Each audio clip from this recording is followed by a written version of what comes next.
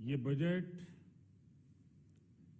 100 साल की भयंकर आपदा के 100 साल की विकास का नया विश्वास लेकर आया है।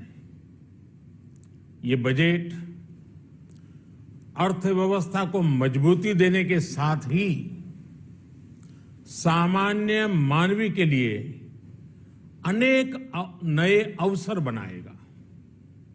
ये बजट मोर इंफ्रास्ट्रक्चर, मोर इन्वेस्टमेंट, मोर ग्रोथ और मोर जॉब्स की नई संभावनाओं से भरा हुआ है।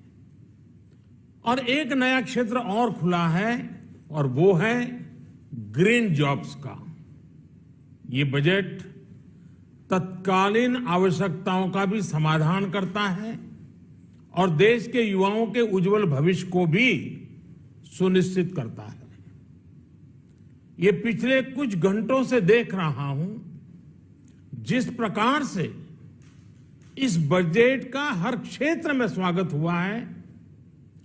सामान्य मानवी की जो सकारात्मक प्रतिक्रिया आई है उसने जनता जनार्दन की सेवा का हमारा उत्साह अनेक गुना बढ़ा दिया है।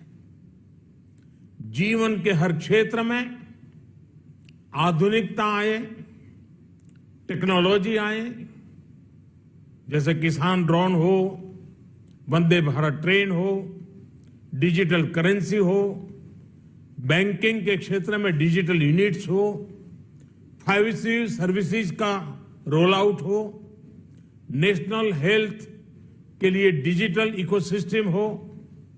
इनका लाभ हमारे युवा, हमारे मध्यम वर्ग, गरीब, दलित, पिछड़े, ये सभी वर्गों को मिलेगा। इस बजट का एक महत्वपूर्ण पहलू है गरीब का कल्याण।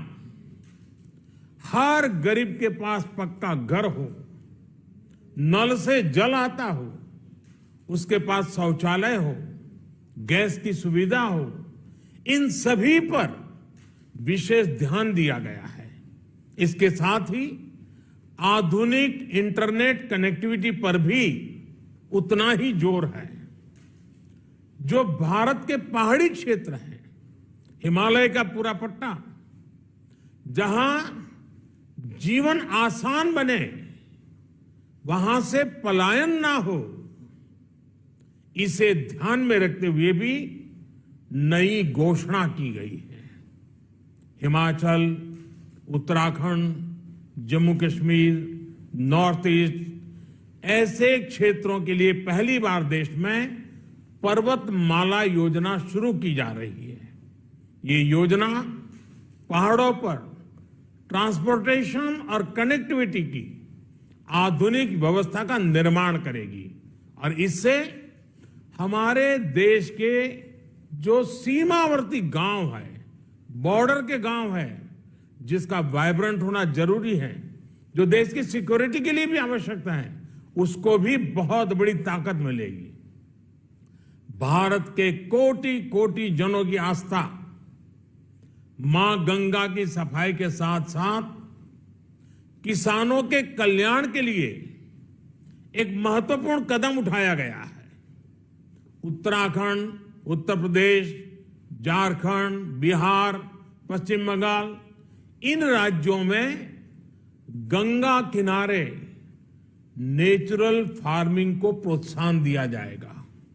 इससे मां गंगा की सफाई का जो अभियान है, उसमें मां गंगा को केमिकल मुक्त करने में भी बहुत बड़ी मदद मिलेगी।